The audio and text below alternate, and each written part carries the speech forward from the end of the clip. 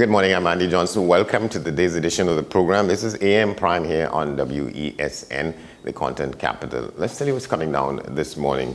Of course, sometime in the next hour, so we'll get to the Watch This feature. We tell you about refugees moving from Ukraine to other countries around there in that theater of conflict in Europe. We'll also be talking with Mr. Satish Munisa. He's the head of the Bar Owners and Keepers Association. What they're complaining about, what they say is safe zone inequity. Some people getting more leeway than others and latitude than others. Also, we'll take a look around the region. We'll give you the latest updates about developments in Belize and Barbados this morning. We'll also be talking with Mr. Errol McLeod and Mr. Ravi Maharaj and their perspectives on what is happening with this continuing tragedy with the divers at the Paria point-of-care facility. Lots of movement on that. That story continues to be a number one story in the media in Trinidad and Tobago. These days, we'll give you the staples that show you the COVID numbers. We hope to be getting the Newsday poll and the responses to that as well. But right now, we want to, as we say, we're keeping focus on that issue about what happened with these divers. And the stories continue to occupy the front pages of the newspapers, one tragic disclosure after another. Well, there's this lady who's been involved in this from day one, meeting with them. The relatives of those people, 4 people now, have determined to have died in this tragedy, and the pain goes on. She was there almost every day for 5-6 days with the relatives, and she's had come away from that with a perspective as to what transpired and the relations between those people and the relatives. So we want to talk with her this morning. She has agreed to share with us her perspectives, but she's been so troubled by what she's witnessed and the responses to that she doesn't even want to give us her name. She doesn't want any image of her being displayed on the paper or anywhere else, but she's prepared to talk with us. Good morning.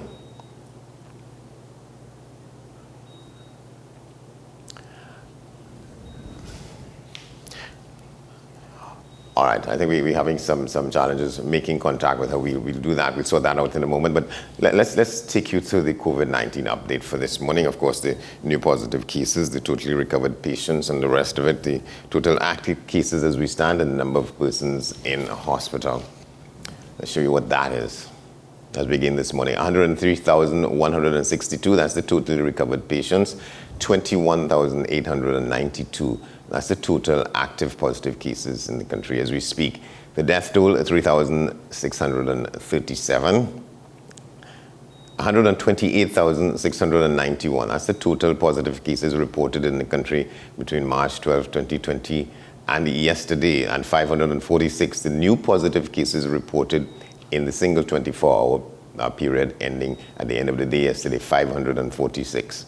And 270, the number of patients in hospital. And that is a good news, sort of marker point there. And people were commenting on that yesterday, people in authority and in positions to know what is happening, who've been bringing out these numbers for us on a daily basis. They are saying that is one of the best signs. I was going to say in the business, but as we move forward with this issue, 270 persons in hospitals and what is called the parallel healthcare system, and they're celebrating that to some extent. Well, let's tell you the question and the responses from the Newsday poll this morning. The question was the $20 million set aside for this year's carnival money well spent?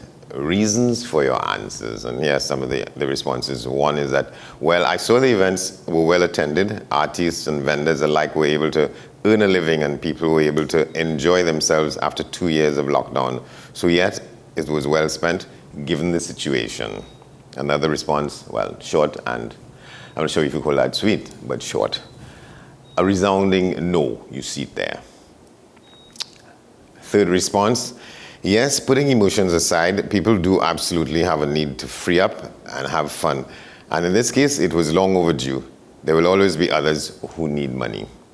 And the final response, that question, was the $20 million set aside for this year's carnival money well spent? And the final response, the public can get a breakdown on how the $2 million was spent. Well, I suppose they meant 20. Only then can we answer. It is spent already, so what does it matter? So those are the responses to the question. Was the $20 million set aside for this year's carnival money well spent? Okay, so we have our guest on the line now. She, like I say, she's a public-spirited person, and she has been with relatives of these gentlemen who went to undertake this job underwater at the barrier facility in the Pointe-à-Pierre, in the waters of Pointe-à-Pierre. Well, we know the stories about the reports coming back with people not having survived that experience. And she shares with us now some of what she came away with, given the reactions between the officials at the company and the relatives of those gentlemen. Good morning. Good morning. Well, thanks for coming on. And we take to heart what you say, what you consider to be the dangers of speaking out.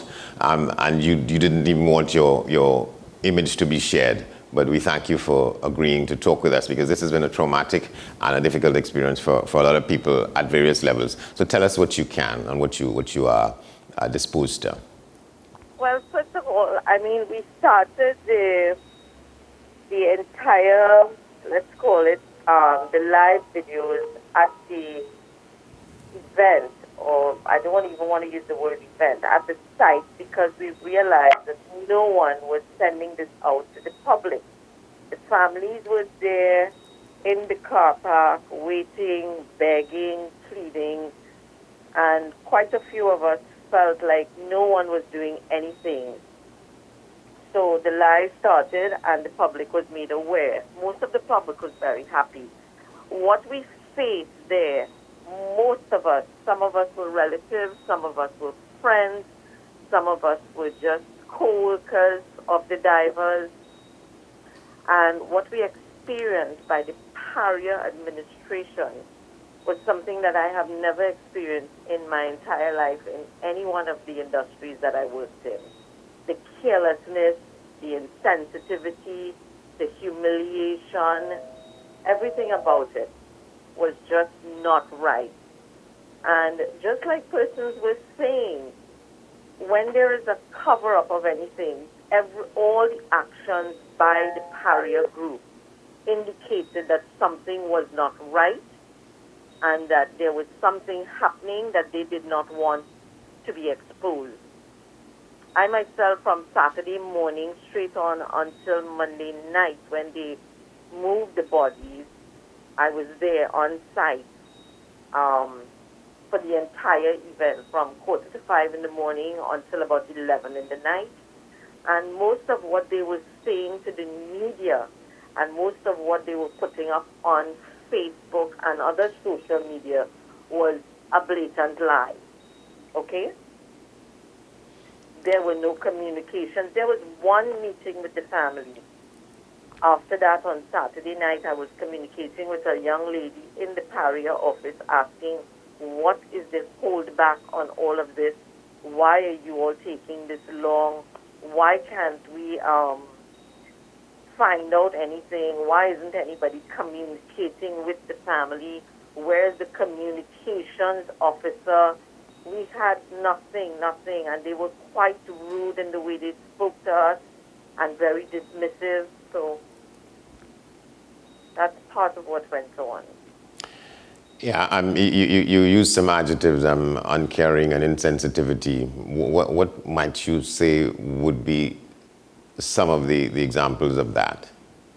Mr. Johnson, if you are telling these people, the Parrier person that I was speaking to on the phone, I was there pleading and asking, can we please speak to someone in charge? We have all these divers lined up waiting.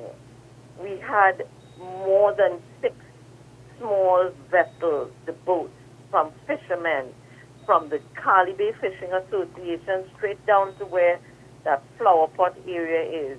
Those were cousins of the Kurban. Everybody was ready and waiting. The Parrier they did not even have to look for equipment for us to do this rescue mission. and we kept calling it a rescue.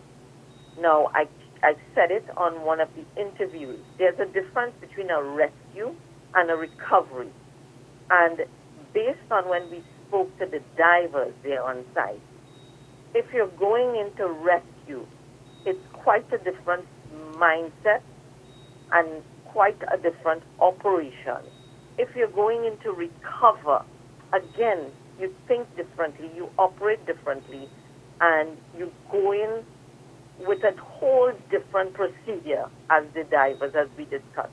One of my live videos would have shown and would have had one of the divers speaking, Nicholas. Nicholas Kurban was the son, or is the son, of Faisal Kurban. And as much as we begged and plead and even made it live publicly that we are ready, it is a rescue mission.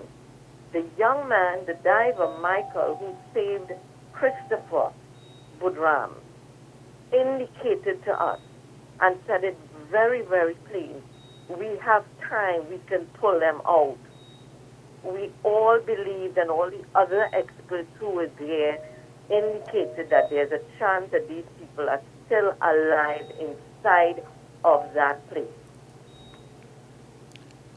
So you were there when, from some of what I read in the early reporting on it, that I think that first diver who came back up, and he said he wanted to go back down, and he was prepared to do that, and he was stopped from doing that. That is very correct. Exactly like that.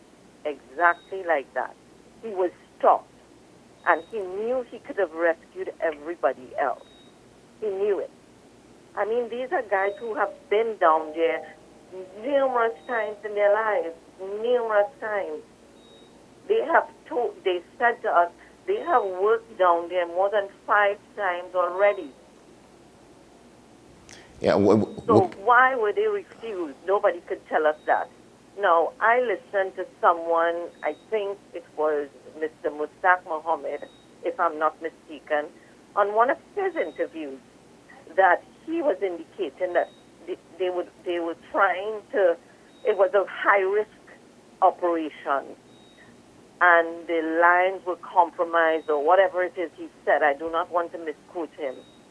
But at the interview, while he was doing it, most people were asking, so if you knew it was not a safe environment and the line was compromised, why did you allow the guys and the contractor to go in the first place? And based on the experienced persons that were working in the Petrotrin days that are now not working because they were fired, they are the ones that are telling us straight off that line was condemned a long time ago. Well, they are the ones that are saying, yes, the men could have been rescued. Paria did not consult with any of those men because we asked them, did Paria even call you to find out anything? From what we understand too, because we're unsure what the divers are bringing back to us, is that there were no divers there waiting as backup divers in the event of anything. Paria did not provide. You're talking about people who were retrenched when Petrotrin was folded up. When Petrotrin was folded up. Yeah. And what we got there too, and this is how this industry works. This industry works, and I can only say that because my grandfather and my father were part of this Petrotrin Texaco industry at that time. Okay. They are like families. When you hear the young ladies and the mothers say that this is a family, this is exactly what they're like. They all look after each other. When this incident happened, even the workers that were fired came down to the car park to lend their support, to give their advice, to be on standby in the event Paria says, we need some of the experts that were there before. You understand? Yeah. So why did Paria not pull out all the stops? As the minister said, he came and had a meeting and said that he was going to remove all the stops and this was going to happen. That was not it. What happened is that more stops were put in place. All right, I'm wondering if you could go back to why this exercise was undertaken, and I think I missed the reporting which said why they went under the water in the first. Was it to repair? Was it a repair job being done? What was it? There's something called a riser now, only because I'm not the expert. The divers should be telling you more about this. There was something called a riser that they were working on, Yeah. and when they were finished working on it, I understand that a report went and they told the upper level that they were finished. And whatever happened between that statement and whatever valve was turned on, and most people have been Googling it and looking and understanding the whole thing called the delta P effect, which is where the suction happened in the pipe and the divers were sucked in, etc., etc.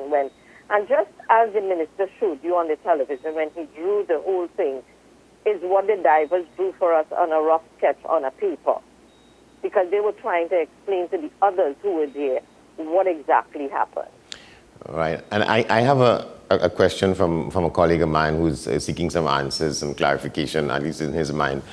He wanted to know, so are these gentlemen divers per se, or they are underwater welders or underwater sort of reconnaissance people going to do a job? Is there a distinction that can be made? Can you repeat that?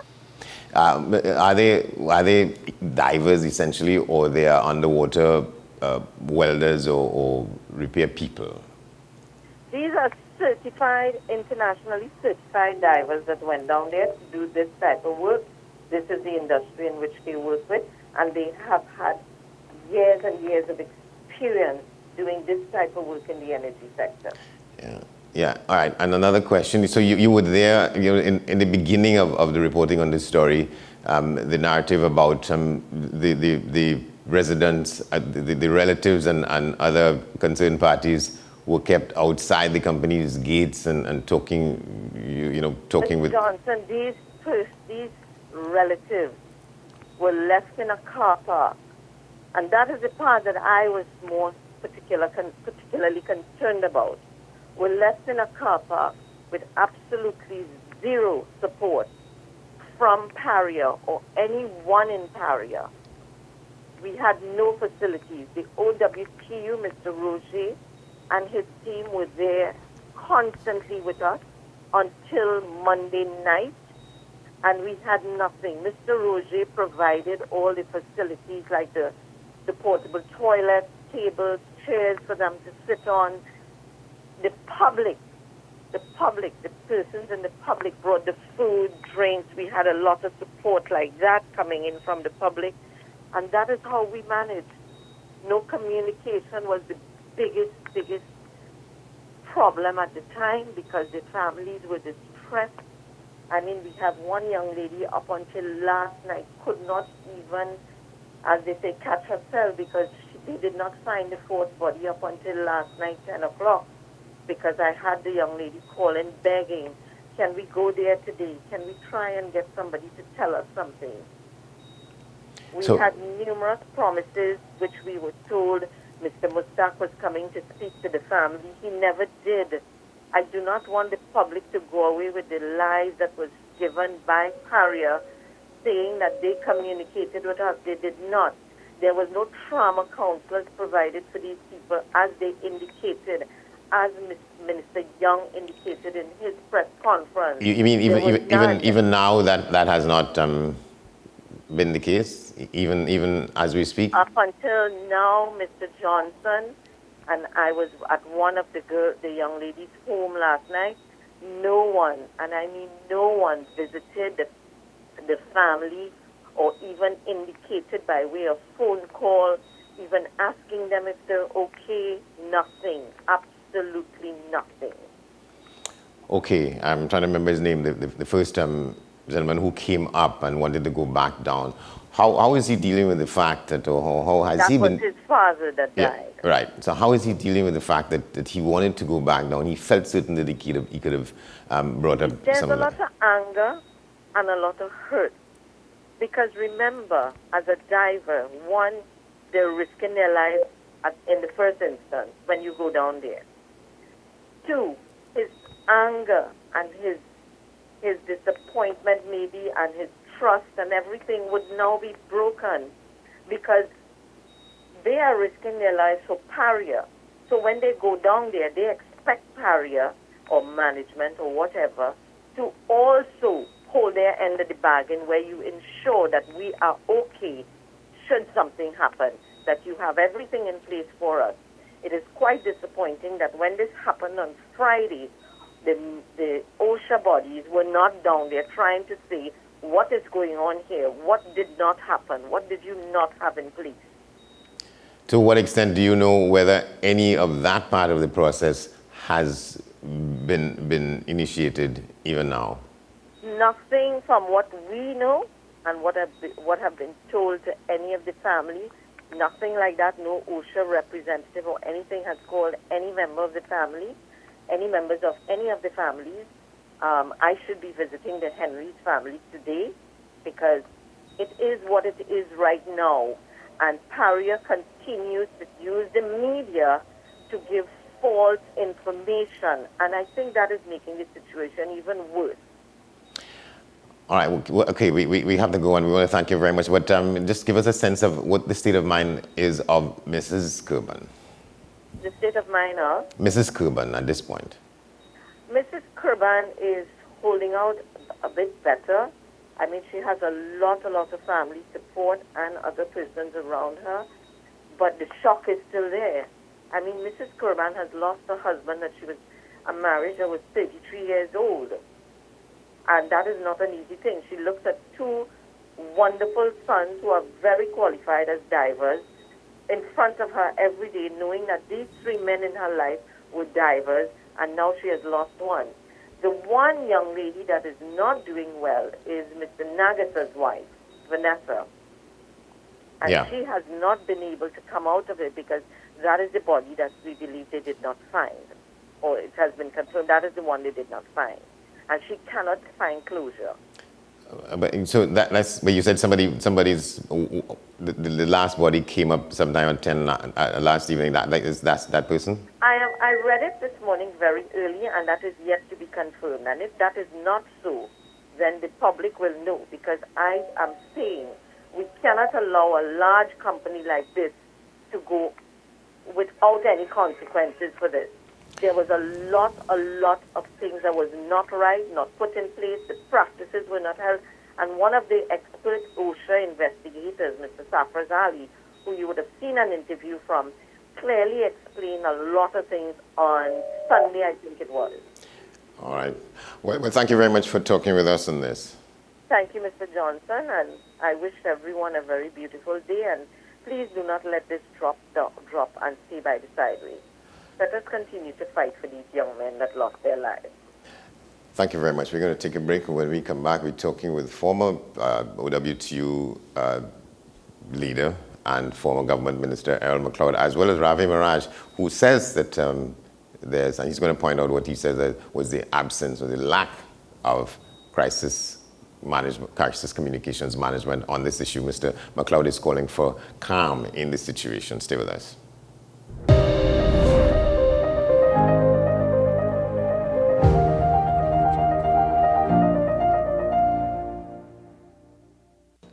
What's the best way to grab the attention of viewers? Please exercise more patience.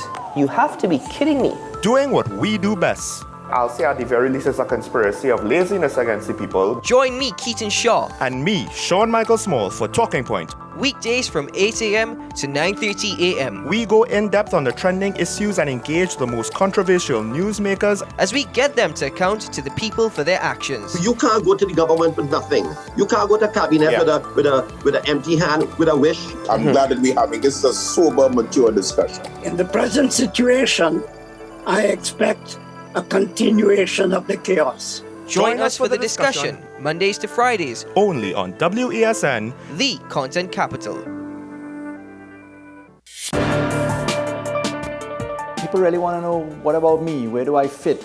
Yes. What is in the ride for me in terms of a better Trinidad and Tobago? And I'm pleased to shed some light on that. The purpose of bail is to ensure your attendance at court. That's it. It is not punitive, it is not rehabilitative. We, the police officers, we are professional, and we are here for whenever the survivor is ready to come forward. We have the right to private and family life, the right to religious freedoms and beliefs and thoughts and expression. But these rights are not absolute. Certain rights can be limited.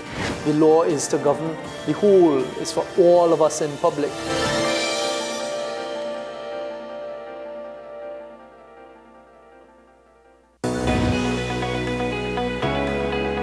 In this season, we talk more about health, wellness, and everything in between.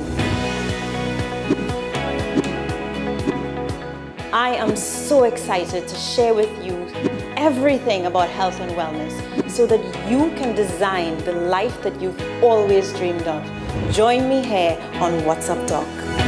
What's Up Doc? Tuesdays and Thursdays here on WESN, Content Capital. Join me, Sule A. Joseph, as I delve into the day-to-day psychological issues plaguing our society. We will discuss behaviors that encompass the biological influences, social pressures, and environmental factors that affect how you think, act, and feel. Sight, Thursdays at 11:30 a.m., only on WESN, Content Capital.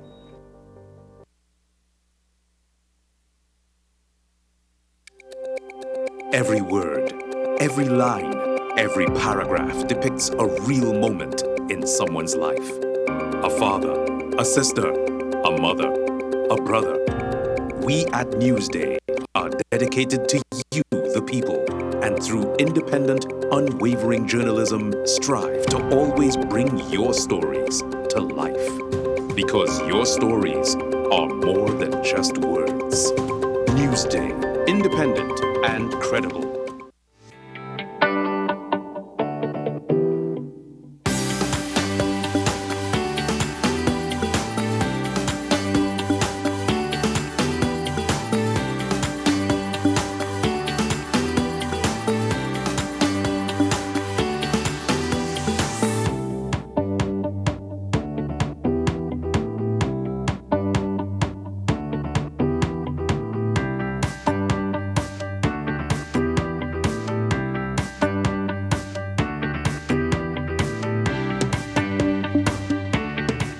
A reminder from WESN. We urge you to protect yourself and others from the spread of COVID-19. Stay safe by taking some simple precautions. Clean your hands often. Use soap and water or an alcohol-based hand rub. Maintain a safe distance from anyone who is coughing or sneezing. Wear a mask. Don't touch your eyes, nose, or mouth. Cover your nose and mouth with your bent elbow or a tissue when you cough or sneeze. Stay at home. If you have a fever, cough, and difficulty breathing, seek medical attention. Following the above can help us all to help each other.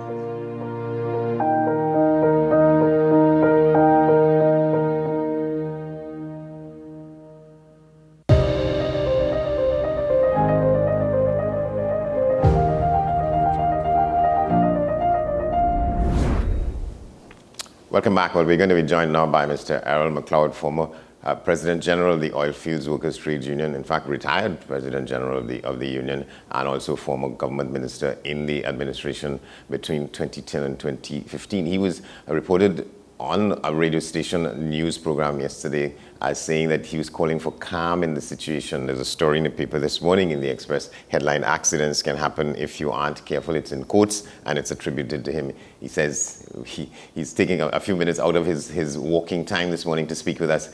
Good morning, comrade. Good morning, my friend. Good morning, and how are you? Very good, thanks.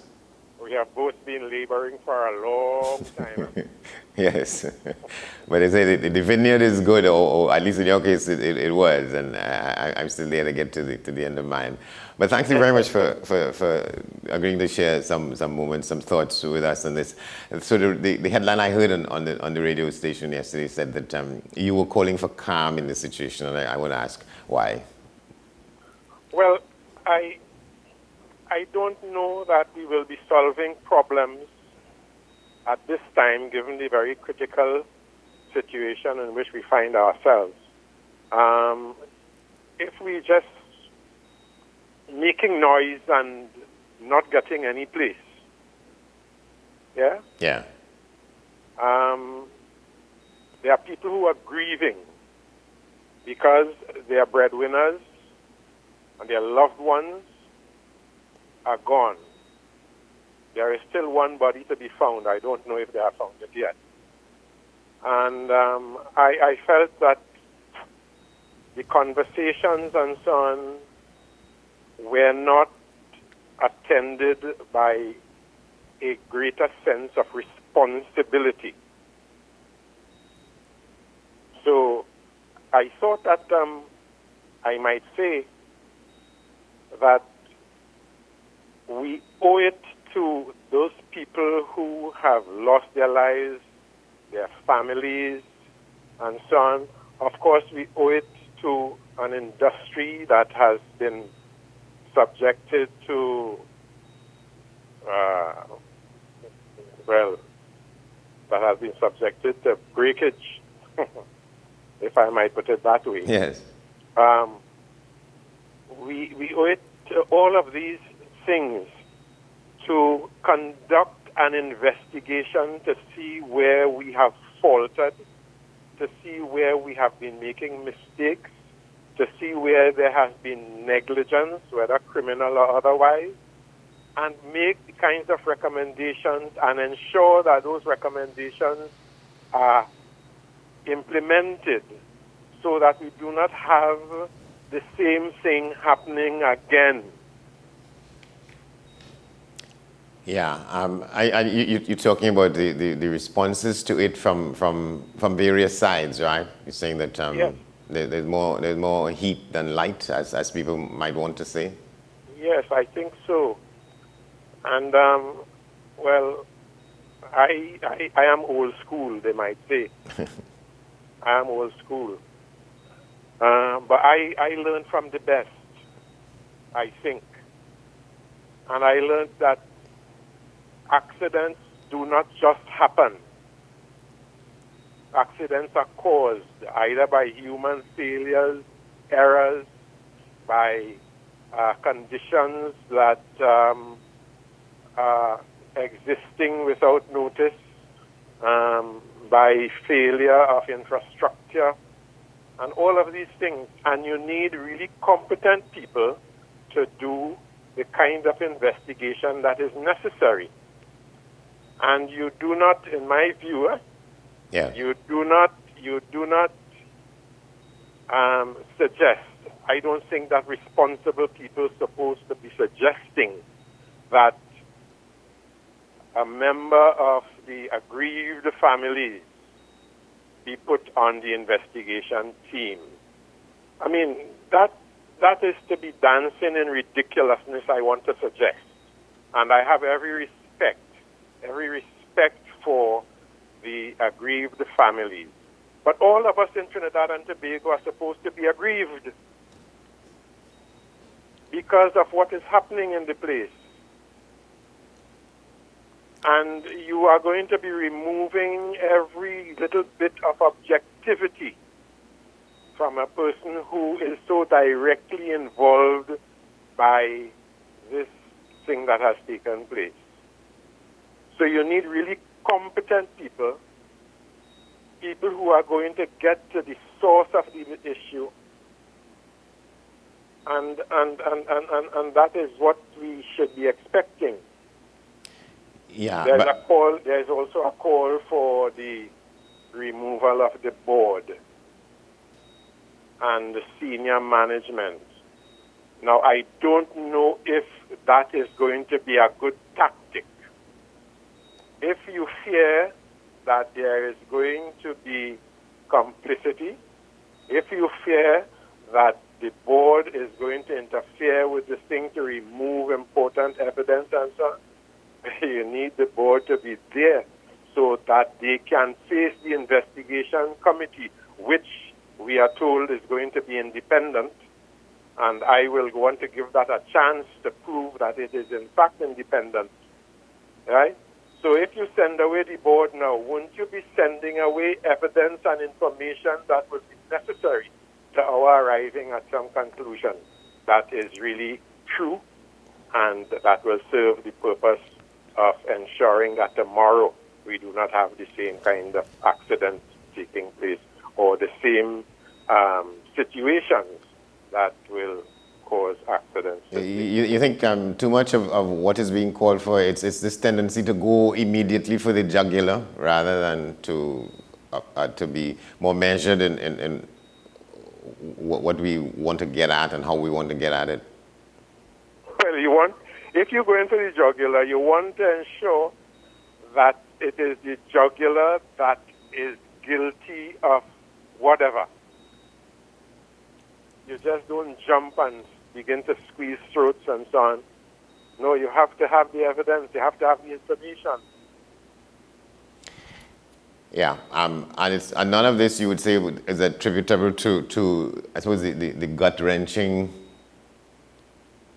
result of what we're seeing here and people responding in like manner. You think that there should be restraint in what is being said, even as traumatic as it is, or probably. I think so. I think so, and we need to be helping those persons. I mean, Andy, 37 years ago, 1985, yes. Sometime in October. Yes. There was a situation at the Pointe-à-Pierre waterfront. Yeah, at that time it was Trintalk and at Berth 5. I'm looking at it in a report in the Express here. A fire at the Berth 5 claimed 14 lives. Else. Now, I happened to have been vice president of the union, and I was on my way to a meeting at the Pointe-à-Pierre canteen, and I think I heard on the radio that there was this explosion and so on and so on and so on. So I diverted to the waterfront. Or I think I might have gone into the canteen, informed workers, and I went to the waterfront. And I was there when a boat, a little fishing boat, brought in, I think, 5 or 7 bodies of those who had suffered in that accident. And I remember assisting to offload 1 or 2 of those bodies. Some of them were still jumping. I don't know if it was that they were alive still or whatever it was. I don't know. Or it might have been my own insecurity, I might say, because I had had an accident myself. How many years before that? 1973. Yeah. And when I heard of this thing a couple of days ago, I kind of relived the trauma of 1985. It is not an easy thing. You leave home and you are not sure that you're going to get back home. You're working in an industry that is very dynamic, that is high pressure, high temperature, high cost, high everything. And there needs to be high discipline at the level of the management, at the level of the workforce. And I find that enough emphasis is not put on that these days. All right. I want to thank you very much for that. And you've taken more time than you said you would in the beginning. But thank you very much, and continue your morning walk. We will continue to keep in touch. Okay, Andy, take care. All the best to you. Thank you very much, Harold McLeod, former President General of the OWTU and former Minister of Labour, enjoying his retirement. We switch directly now to Mr. Ravi Balgobin Maharaj. He's put up something here. He says that he's talking about what he sees as among other things, what he sees as the absence of a capacity for crisis communications. Good morning, my friend. Hi, good morning, Andy, and good morning to all your viewers this morning. Thanks for having me.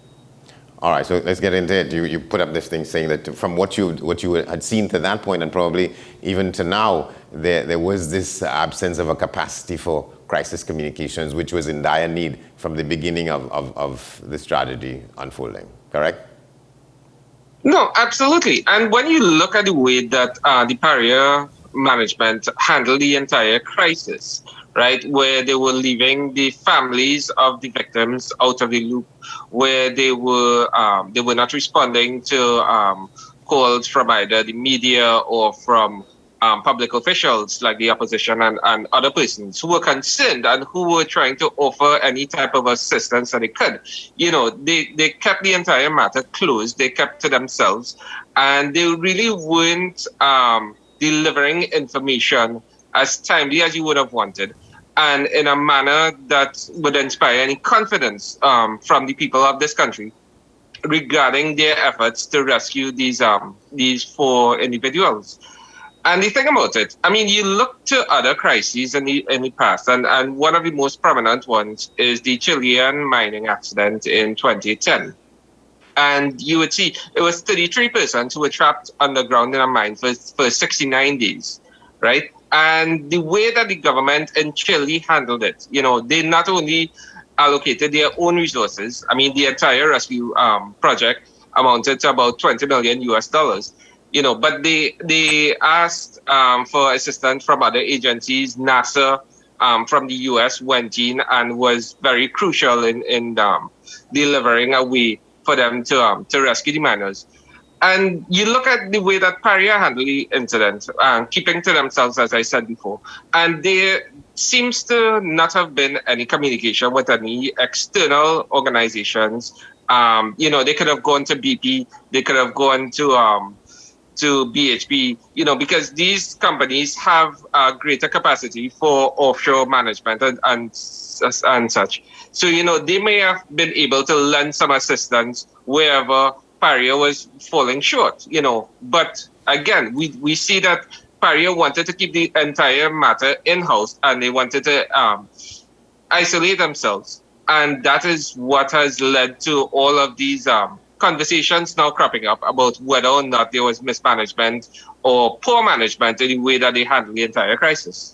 As it emerges, as it continues to emerge, one can't help but wonder to what extent there was a situation of panic among some of the senior officials rather than a demonstration of preparedness to handle this in an industry where this is to be expected. This kind of thing, because Mr. McLeod is saying here that it is the nature of the industry because it is high pressure and high temperature. So it is in the nature of this business that you have the expectation of mishaps and you have to have a capacity to treat with it. One of the things that it appears that this incident has shown is that the company has been exposed as being naked regarding that kind of preparedness. Well, that is one way of looking at it. But I think there's another aspect of this that a lot of people aren't considering. And that is the fact that these 5 individuals that were doing this work were all contracted individuals and part of another organization. They were not employees of Paria, and they were not, you know, directly responsible for the well-being of these individuals. And I wouldn't be shocked to find out that, you know, Paria weighed the entire situation and determined that, you know, they may not have been the ones that were directly responsible for the rescue efforts to begin with. And I'm sure that even right now there are discussions going on trying to see if Paria is probably immune to any repercussions going forward in the way that they handle it, because I'm sure they're going to shift a lot of the blame to the company that was contracted and to the management of that company in terms of providing the necessary safety equipment and all of these things that may have prevented this accident from occurring. That's your feeling? That's your concern? Yeah, absolutely. I mean, the way, again, and you look at the way that Paria managed the situation in terms of the families, right? The families at no point were brought into a room and sat down and explained as to what actually happened.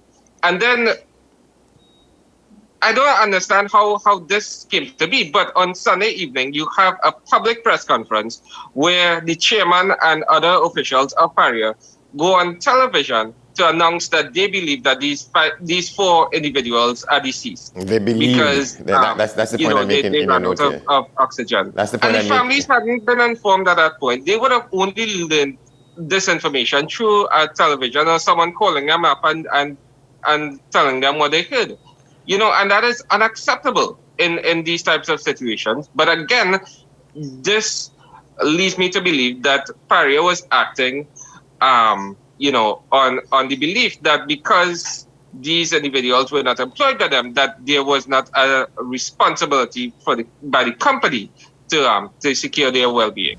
But it's important you say that the official said they believed that this has happened, and they were saying that before any attempt to inform or apprise the relatives of same. And that is, in some people's language, that would be egregious.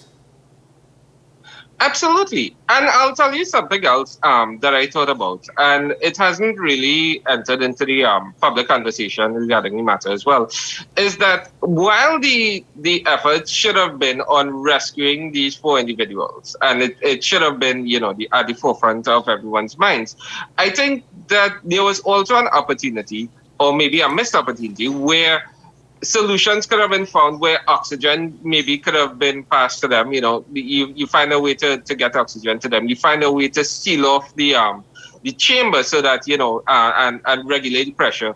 All of these things. And you look back again at the Chilean mining incident, where a rescue operation wasn't immediately available to them. So they found other solutions to keep the miners alive.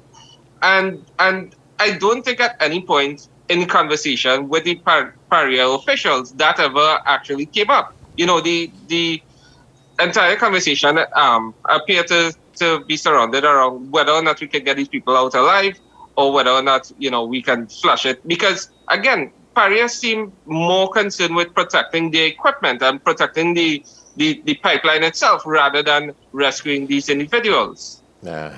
So all of these things we really need to properly investigate. I'm sure the investigation team that has been contacted to do the investigation, I know BP and other officials from external organizations have been contracted.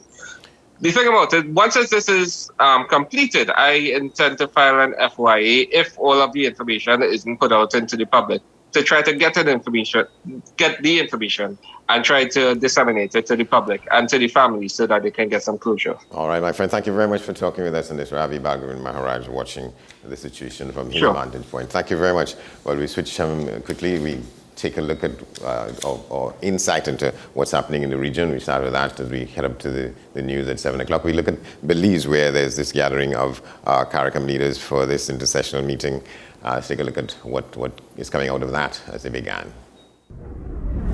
We are reporting from the island of San Pedro for the 33rd intersessional meeting of the heads of CARICOM. We've seen the arrival of several CARICOM leaders, including the leader of St. Vincent and the Grenadines. We've seen the arrival of representatives from the Bahamas, the leader of newly elected President Philip Davis, the leader of Montserrat, Premier Honorable Joseph Farrell. We've also seen the arrival of the President of Guyana, Dr. Irfan Ali, Mohammed Irfan Ali, Suriname, the Honorable Chandri Kapersad Santoki. We've seen the arrival, the anticipated arrival, in fact, of the head of Barbados, Prime Minister Mia Mottley, who also is the lead head of government with responsibility for CSMA in CARICOM. And we've seen also representatives from Turk and Caicos by way of the Premier Charles Washington Missick. And so the stage has been set for the 33rd intersessional meeting for the heads of CARICOM here on the island of San Pedro on Burgers Key. At the opening ceremony, we will hear an address from the CARICOM Secretary General, none other than Dr. Carla Barnett, who is, of course, a Belizean, so that's something for Belizeans to be proud of.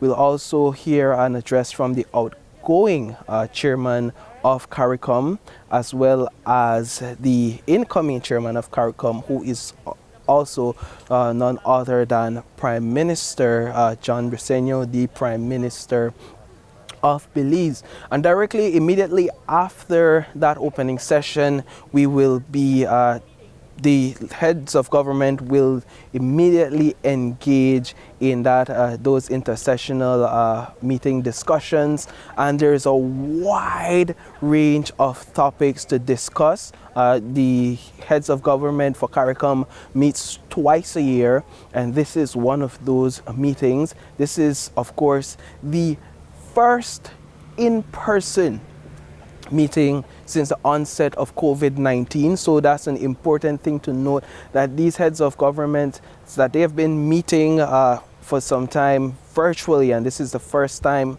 for the past 2 years that they're finally meeting together in person.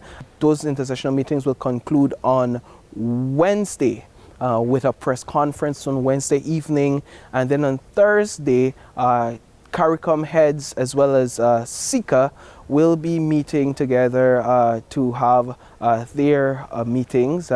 We understand that they will be discussing interest as well as common challenges between both regions, and so that's one of the things on the agenda for Thursday, as well as an address by the UN Secretary General, who will also be right here on the island to speak with both regions from SICA as well as from CARICOM. Reporting for News 5, I am Paul Lopez. All right, we take a break for the news at 7, followed by which we'll come back on the program with Satish Munasar. He's the president of the Barkeepers and Operators Association. He's complaining about something he calls safe zone inequity.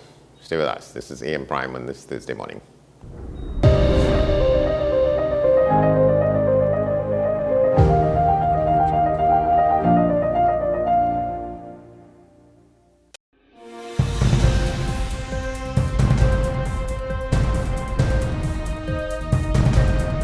Seven is out. All day is in. WESN News on the hour.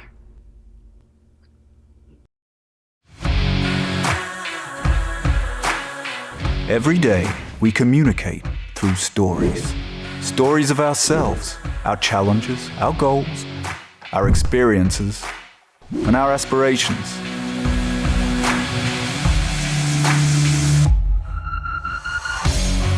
Storytelling is an art that we have mastered. WESN Film Studios comprises a collaborative team of experts with extensive industry experience locally, regionally, and internationally.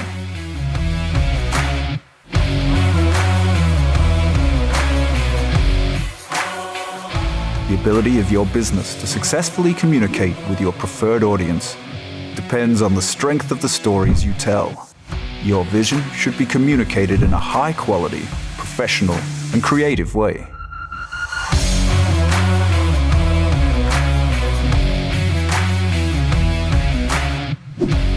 From concept to post-production, advertising to film, multi-camera productions, live events, streaming, and virtual conferencing, we are WESN Film Studio. Let your own unique voice be heard and your vision realized. Call us today at 628-5835 for your next production.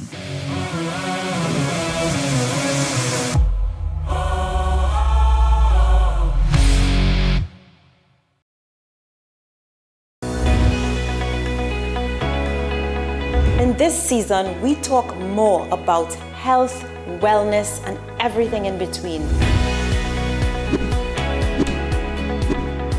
I am so excited to share with you everything about health and wellness so that you can design the life that you've always dreamed of. Join me here on What's Up Doc. What's Up Doc? Tuesdays and Thursdays here on WESN, Content Capital. Let your voice be heard. Call Madam Fix-It on WESN, the only place that effectively helps you with your woes. Having problems getting onto government agencies, water woes, NIS and pension problems, potholes, and much, much more. Call me, Madam Fix-It, every Monday, Wednesday, and Friday, right here on WESN. Let me fix it for you.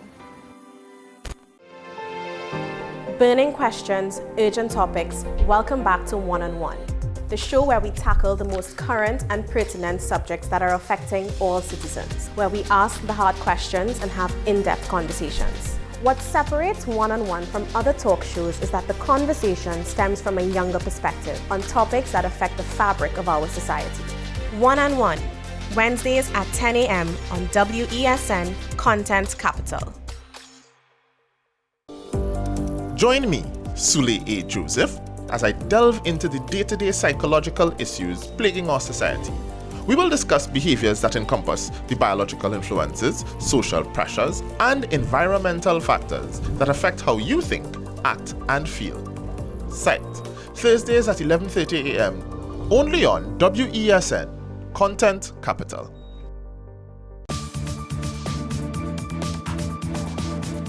I am Rondell Donowa, attorney at law and host of Strictly Legal on WESN Content Capital. Strictly Legal is a legal program geared towards informing you, the public, of your legal rights, responsibilities, and remedies. So be viewing Thursdays 10 a.m. to 10:30 a.m. It may seem like the hardest thing to do right now, but we all need each other to wear a mask, wash our hands, watch our physical distance, and stay at home. We need you safe. Together we can make the difference. Together we can curb the spread of COVID-19. So let's be responsible in our actions. The Trinidad and Tobago Red Cross Society. Mission-based, people-focused, community-driven.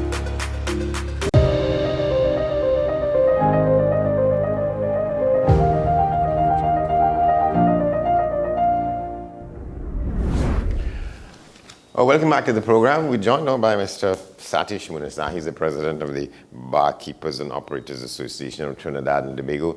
A couple of days ago, he was reported in one of the newspapers as saying that, well, it is described here as safe zone inequity about the differences in the arrangements regarding how they open, how they conduct their business in relation to other forms of business in the country. Mr. Munisa, good morning.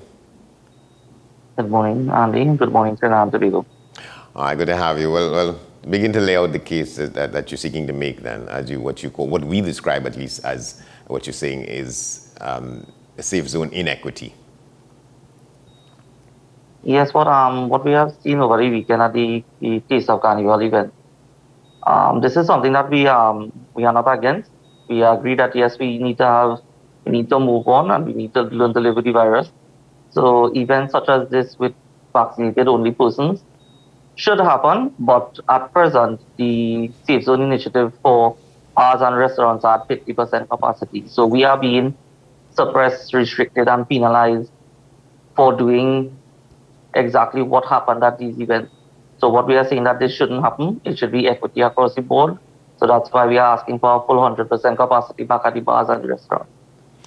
Because other kinds of business operations are being allowed to operate at full capacity? Yes, we have situations that where safe zones, even bars and restaurants, but the more prominent bars and restaurants are being allowed. So right now with the safe zone initiative due to the health ordinance is giving the TTPS an opportunity to use their judgment on it. So it's not clearly defined. And in certain cases, the TTPS are using this to their advantage. In terms of, for particular persons, they are using the capacity issue at one level based on their discretion and to others, which is the smaller businesses that surround these prominent businesses. And going forward, they are using this now to penalize the bar owners. So there's no clear definition on what is the capacity, how to calculate the capacity. And what we are saying that the law enforcement agencies now are basically using their discretion on this. And it's leading to a point where there's inequity in the system. And what we have seen also at these prominent business places that are being allowed to do as they please, we are seeing right now is that the TTPS is involved in some way, form, or fashion. It's either one out of three things where the establishment is owned by a present or past TTPS officer, it's operated by a present or past TTPS officer, or the TTPS is actually the security at these events, where allowing these prominent business places to do as they want. Is that a supposition you're making, or you all have information to the extent that some of that is the way you say it, that either they're owned or operated or supported by some people in the TTPS? Well, we have information for that, and we did meet with the Commissioner of Police and the top-ranking officers of the TTPS on the 18th of November, giving them this information and evidence to support our claims. But to date, nothing has been done about it. But what we are saying is difficult for the police also. Although this is happening, it's difficult for the police also to police these situations, because how are you going to calculate what is 50%? There's no clear definition of what is 50% capacity. So they are between a rock and a hard place. Yes, some TTPS officers are using it to their advantage. But overall, it's something hard to actually differentiate. And the science is leading us now into the terms of where we have to learn to live with the virus. And what we have been seeing on an international scale is the reduction of restrictions moving forward as the cases and hospitalizations go down.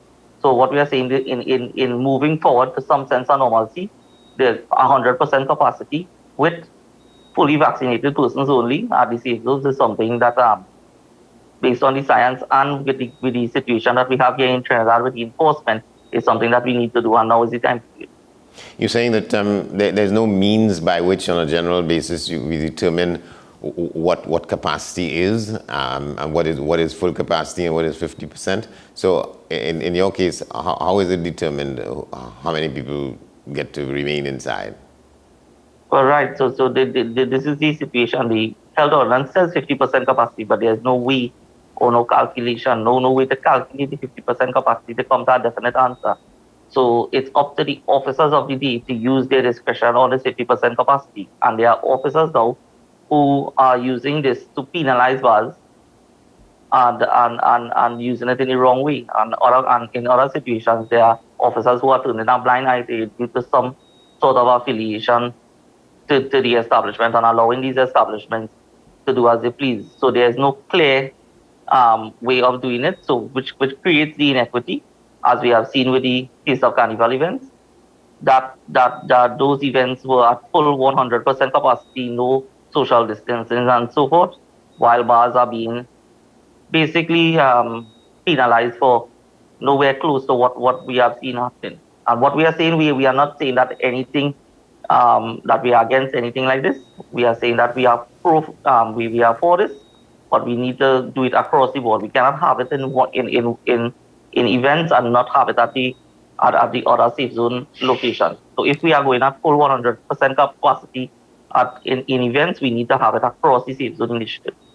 Yeah, but is it not worked out based on, say, in this case, say floor space, room space, and you have a sense of what is capacity and what maybe 50%, but no scientific efforts are at play, so that nobody measures, so that the police officers don't come and get a sense of what the place could hold. There's no measurement of anything. There are no sort of tape measures that are used to determine, well, if this is the space in which people have to occupy, and you get a sense of, with measurement, how many people would make up full capacity, and therefore half of that will be what 50% is. That is not in yes, it's not clearly defined, and the officers are using their discretion as they see fit, and in some cases they are using it to their advantage to penalize certain establishments. Like, for instance, we had cases where members had about 50 or 40 persons in the establishment, properly well spaced, and those are establishments that could hold hundreds, if not thousands, of individuals. And we had TTPS officers coming to the location and demanding that the location be shut down and so forth. So there's no clear definition, there's no science behind it. And we are also at the stage where the world is opening up and reducing restrictions. So, but we know that we need to do this on a phase basis. So the first phase is moving the capacity from 50 to 100%. So we will not encounter that issue with the TTPS, and the TTPS will not be allowed to use this to their advantage or disadvantage at location. What might be some of the reasons why police officers, and we'll get to in a moment, whether or not this is happening concentrated in some areas or it's across the board, But what might be the reasons why, in some cases, officers may want to be penalizing some of your membership operations? Well, what we have been seeing over the period of the Safe Zone initiative is that in certain geographical areas, some more than some, but it's happening throughout Trinidad and Tobago that the police officers are affiliated with these businesses in some way, form, or fashion. And in some instances where they are being hired as private security, as off-duty police officers, is where they are using it for their own personal gain because they are being employed to do that on their off time. So it always has something to do with affiliation to some establishment, which are mainly the more prominent establishments. And the surrounding bars of those establishments, which are the smaller businesses, is the ones that are being penalized and suppressed to the outcome or the better outcome for the prominent bars. So it's operating at two levels. One, in which you're saying that you saw some of the safe zone events for Carnival and so on, and some of that still continues, where you see what you call, or what can be established, in fact, as sort of full occupancy. That is happening, and has continued to happen. But in some cases, on the other side of it, some bars are being restricted to 50% capacity. So that is one issue in and of itself. In the other one, you're saying that bars and places where people go and hang out like this in your membership, some are allowed more capacity than others. So we're looking at this thing from at two levels, two removes, as they would say. Yes, there are two situations here, and the only way to resolve that situation is to actually allow the full 100% capacity. So you will not leave it up to the discretion of the TTPS officer. And again, 100% capacity is something that would be good at this time, because we have seen the entire world moving forward in this direction due to the science that we have now and the data that we have now and what has been coming out from the pandemic. So we need to reduce the restrictions going forward. So it's not that we are doing anything in any haphazard manner. And this is the direction we need to go into. So, and what we need to do it in a phase basis. So the first phase is to open up the Safe Zone initiatives to 100% capacity for fully vaccinated persons. And from there, in the near future, we can look at removing the vaccination requirement altogether. Right, so that is an appeal to the ultimate decision makers, which is the government through the Minister of Health and as well as the Minister of National Security on those things. So you all are making direct appeals to them, or using the forums such as these to do that?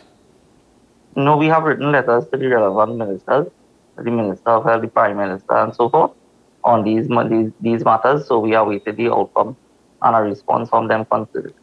Yeah, and then you're addressing the other issue with the police, your suspicion that, well, it's more than that from what I'm gathering, that you all know that there are police officers who are affiliated, as you say, with certain establishments, and they tend to go easy on them, and whereas they won't do that. Well, we have been doing this since the 18th of November, but we have not seen any action on it. And what we spoke directly to the Commissioner of Police and the top DCPs of the TTPS, but nothing has been done. And this is something that is concerning and alarming, because, for instance, when the former police commissioner was there, Mr. Gary Griffith, we had dialogue with him, and if certain things like this did happen within a short time frame, within 48 hours, we would see certain things rectified and certain things changed to deal with the situation. But we have been liaising and talking directly with the heads of the TTPS, and since November, nothing has been done about it totally. So this is something that is very alarming and needs to have the public attention, because if we are appealing to the Commissioner of Police concerning something in his control of the TTPS that is happening and nothing is being done, this is something that we need to pay attention to. Yeah, you're suggesting that under the former commissioner, you got better response, more effective response, and something has happened. Yes, most definitely throughout the pandemic, when we under Commissioner Griffith, we as I said, we had meetings with him, and we also had direct contact with him, something that we don't have with the present commissioner. With Mr. Gary Griffith, we had direct contact with him, that we could contact him at any point in time.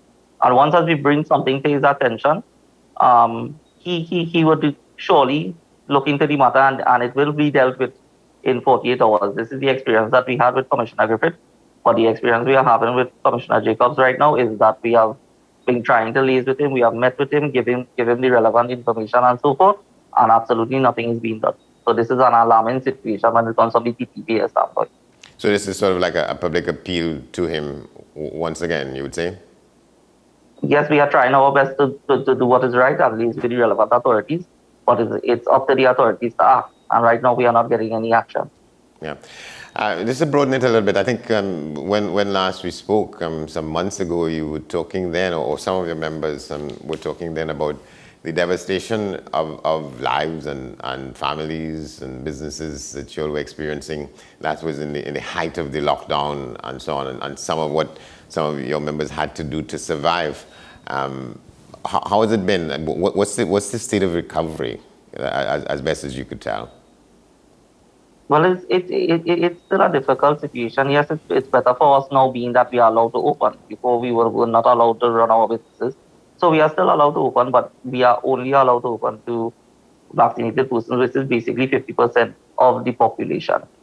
So it's a difficult situation. We are still grappling with the whole with the whole pandemic and financial issues and so forth. And this is something that we think that we would take quite some time for us to actually come out of. It's estimated about a year to 2 years. But it's a work in progress, and we appreciate that we are being able to open, but we want to be treated fairly. We cannot be penalized and suppressed and restricted for certain things that are happening everywhere else in Trinidad and Tobago, in sanctioned events and unsanctioned events as well.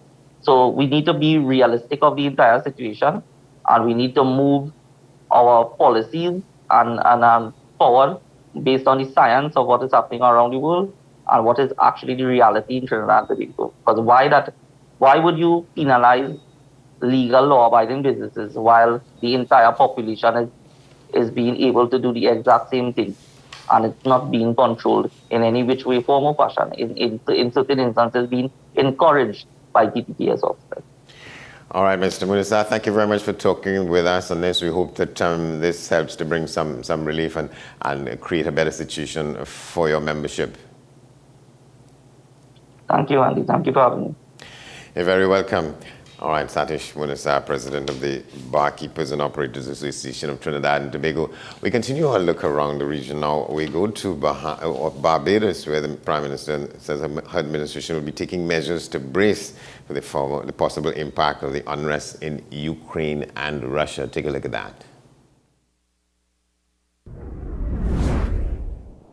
We now live in a world where, whether it is in our part of the world or far afield, people feel free to interfere into other people's business and to make judgments and to make determinations as to who can lead and who shall live and who shall not live.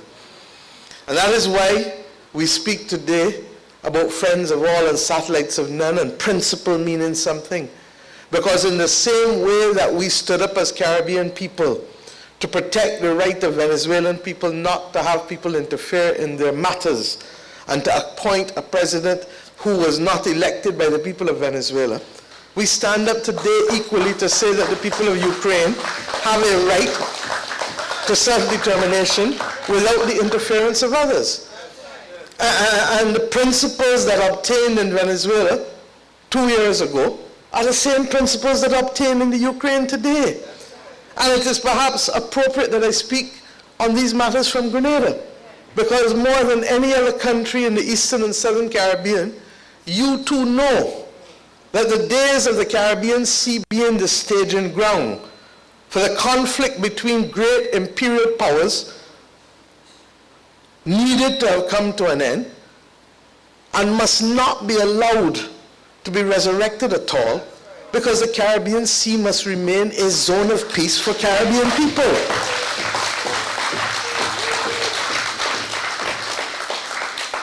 And whether it is imperialists from the west, imperialists from the east, imperialists from the north, imperialists from the south, the Caribbean Sea must remain a zone of peace for Caribbean people. We have had too much conflict and too many Caribbean people die over centuries because of the battles fought in this sea. And I trust and pray that we will be able with a single voice to speak to these issues, because our people need it and depend on us to ensure that we can create that ring fence, that cocoon that protects our people who for centuries have just had too much of being collateral damage for the benefit of other people's prosperity and ambitions. Well, the Dateline said St. George's Grenadiers, so that's the Prime Minister, the dynamic Prime Minister of Barbados, Mayor Amo Motley, speaking there, talking about this need to retain that status for Caribbean countries as a zone of peace and what is happening around us and around the world.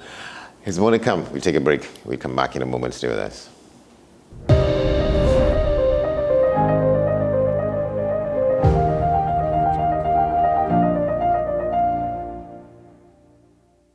Gift giving during a lockdown can still be hassle-free with a gift from FanZone with delivery options available nationwide. Visit and browse our Facebook and Instagram pages for all your official licensed merchandise and apparel and have it delivered to your door. Find us on Facebook and Instagram. FanZone, we've got you covered.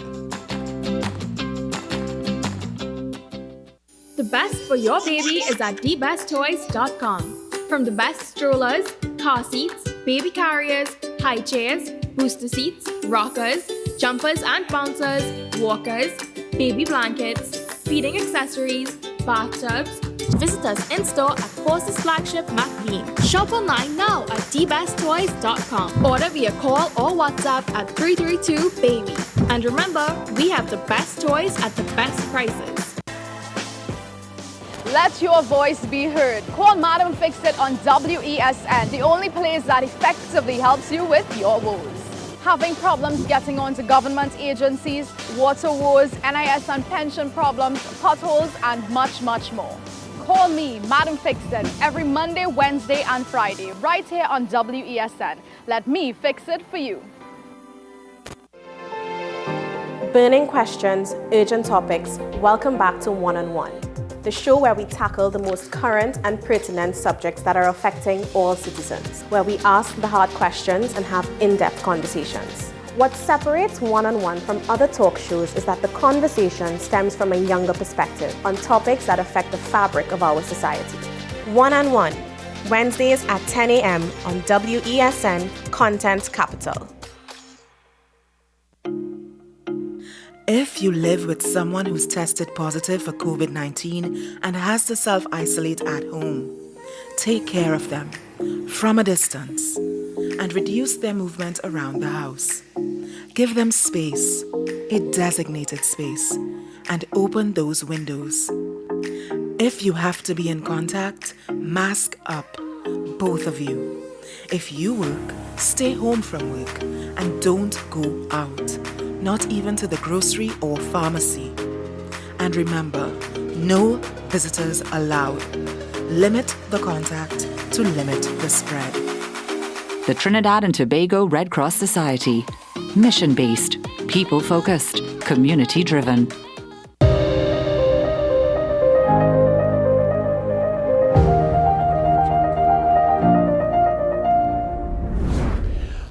Well, just before we go, we ask you to watch this as usual. This is a story talking about Poland. They have now accepted over 400,000 refugees fleeing from this situation, the theater of conflict in the Ukraine. Take a look at this.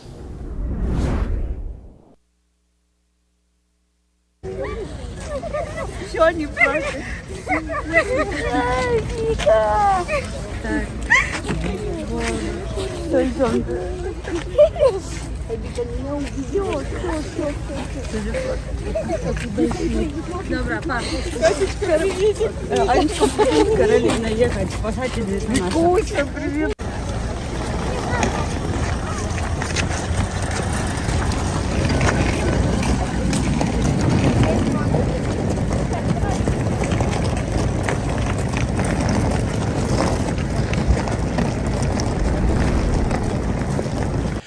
Well, that's our broadcast for this Thursday morning. We thank you for watching, and we tell you you can keep in touch with us here at AM Prime at WESNCC on all our social media platforms. You can send your emails to amprime@wesncc.com. There's news at the top of the hour, followed by today's edition of Talking Point with the twins Shah and Small. But for now, we're done here on AM Prime. I'm Andy Johnson. Thanks for watching, and we'll see you tomorrow.